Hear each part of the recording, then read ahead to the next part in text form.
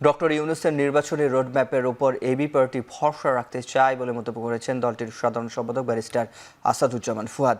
শনিবার দুপুরে এবি পার্টির প্রতিষ্ঠাবার্ষিকী উপলক্ষে বরিশাল প্রেস ক্লাবে সংবাদ সম্মেলনে এই মন্তব্য করেন তিনি।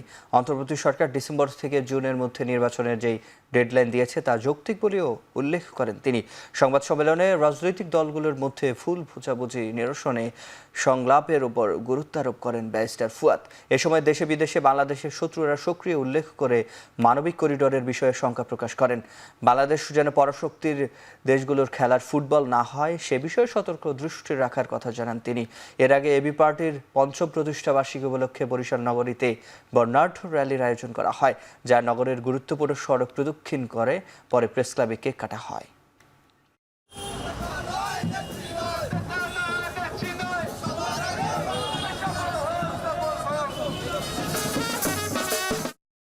প্রফেসর ইউনূস যে ডেডলাইনটা দিয়েছেন ডিসেম্বর থেকে জুন, এটা যথেষ্ট যৌক্তিক এবং ইন্টারন্যাশনালি উনি যে কথাটা দিয়েছে ওনার ইমেজের কারণে উনি এই ওয়াদা থেকে ফিরে আসবেন, এটা আমি বিশ্বাস করি না।